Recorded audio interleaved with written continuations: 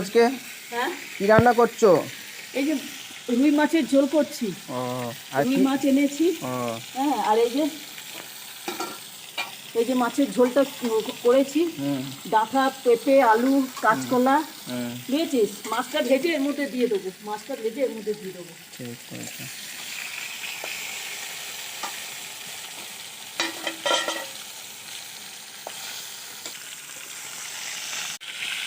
কড়াটা কতটা পুড়ে গেছে, ধাউ ধাউ করে আগুনটা জ্বলছিল। ব্যাস, এখন আগুনটা কমে গেল। প্লাস্টিক দিয়ে কাঠগুলো জ্বালিয়েছি। হ্যাঁ, আর প্লাস্টিকগুলো তো ধাউ ধাউ করে জ্বলে। আর এখন দেখো আঁচটা একটু ঝিমা হয়ে গেছে। তো চলো বন্ধুরা, মাছটা ভাজা হয়ে গেলে মাছের ঝোলটা আমার রেডি করা আছে। মাছের ঝোলটার মধ্যে মাছ ভাজাটা দিয়ে দেবো, দিয়ে ফুটিয়ে নেব।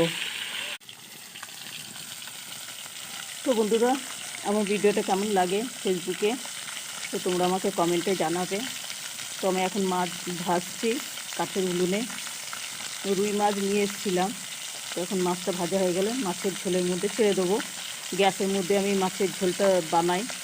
আর মাছের ঝোলে কী কী সবজি দিয়েছি, ডাঁটা দিয়েছি, আর দিয়েছি কাঁচকলা, আর দিয়েছি আলু আর পেঁপে। তো আমার মাছ ভাজা হয়ে গেছে, আর মাছের তরকারিটাও কমপ্লিট হয়ে গেছে।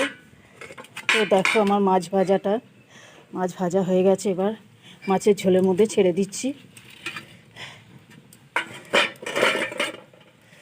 মাছের ঝোলটা ফুটে গেলেই ব্যাস, কাকুকে খেতে দিয়ে দেবো। কী কী মেনু করেছি তোমাদেরকে দেখাবো, কাকুকে ভাত বাড়বো তখন দেখাবো। তো তোমরা সঙ্গে থাকো। দেখো ডাঁটা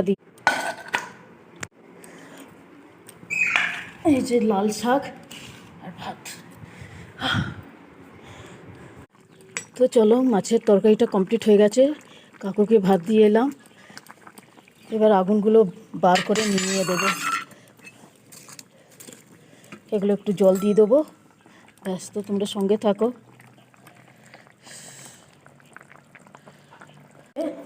শাকটা বাছতে বড্ড টাইম লাগে।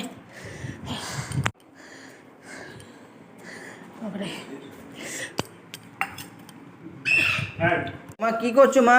হ্যাঁ, এগুলো কি? আরে বাজার নিয়ে এসেছি আজকে রবিবার না। এ দেখ না, একটা এঁচড় নিয়ে এসেছি। আর এ দেখ হাফ কেজি লঙ্কা নিয়ে এসেছি, 1 কেজি ঢেঁড়স এনেছি, আর এই যে 250 নিয়েছি, আর এটা 10 টাকা নিয়েছি, আর এগুলো নিয়েছি 3টে আটি। এখন তো একটা আটি রান্না করলাম, মাছের ঝোল করলাম, তোদেরকে খেতে দিলাম, তোদের খাওয়া হয়ে গেছে। এবার এগুলো একটু প্যাক করে রাখি, তারপর